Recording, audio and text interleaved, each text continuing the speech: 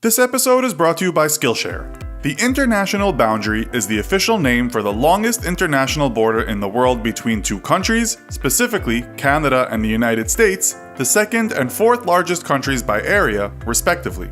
These countries have ever-increasing close cultural and economical ties and similarities. Their shared historical and cultural heritage has resulted in one of the most stable and mutually beneficial international relationships in the world.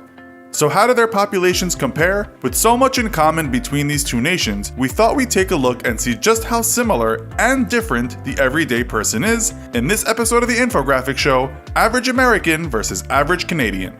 The population of America is just under 326 million people, with the average age being 37.9 years old. And for Canada's population, the total is a little over 36 million, with an average age of 40.6.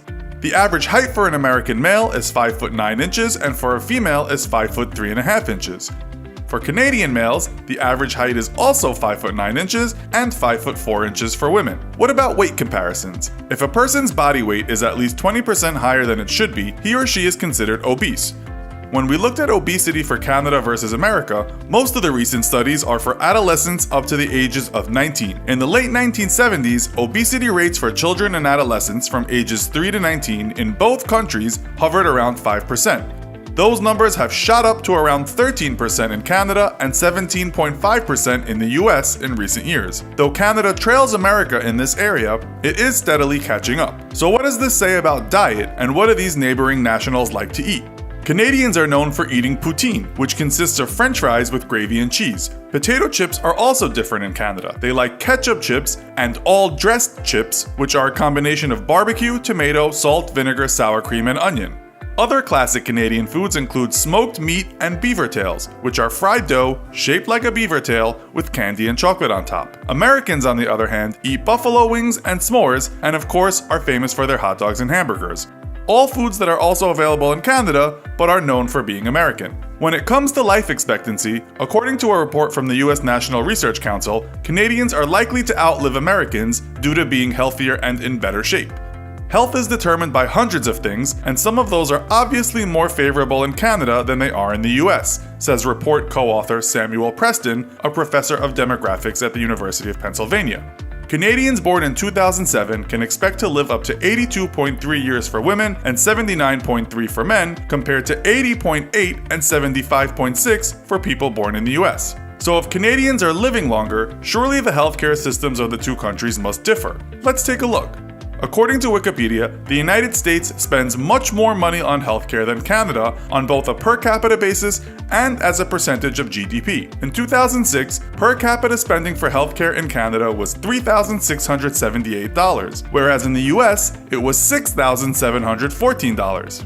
In that same year, the US spent 15.3% of its GDP on healthcare, while Canada only spent 10%. And 70% of healthcare spending in Canada was financed by the government versus 46% in the United States. In terms of access to healthcare services, in Canada, every legal resident is covered through a publicly financed provincial or territorial plan, whereas Americans need to purchase insurance to be covered, with the lowest income being eligible for public coverage through the expansion of Medicaid. What about salaries, you might ask? According to the website numbeo.com, the average income of an American and a Canadian are roughly the same amount. Canada's after-tax monthly income is about $36,000 per year. The US sits just below Canada at approximately $35,300 per year. So we've looked at height, weight, health, and earnings, but what about the culture and lifestyle of these two nations, and how do they compare in these areas? When it comes to sports, Canadians love hockey. They play hockey, watch hockey, and have hockey on their currency, but surprisingly, basketball has overtaken hockey in Canada as the most popular sport. Americans love football and basketball, and both nations enjoy and compete at baseball. When it comes to schooling, Canada doesn't have middle school. Students go to elementary until 6th grade, and then high school from 7th grade to 12th grade before going to college. Apart from Quebec, where students finish high school after 11th grade and then go to vocational school for 2 years before going to college. In the United States, children go to elementary school until 5th grade, then middle school from 6th to 8th, and finally high school from 9th grade to 12th grade. After that, they can go on to college. And what about languages? Well, there are over 500 languages spoken by the US population, but only one official language, which is English, specifically American English. Canada has two official languages, English and French, and many Canadians believe that the relationship between these two languages is a defining aspect of the Canadian culture. Canada's Official Languages Commissioner has stated, in the same way that race is at the core of what it means to be American and at the core of an American experience, and class is at the core of British experience, I think that language is at the core of Canadian experience. So, can you think of other interesting comparisons between Americans and Canadians that are worth sharing? Let us know in the comments.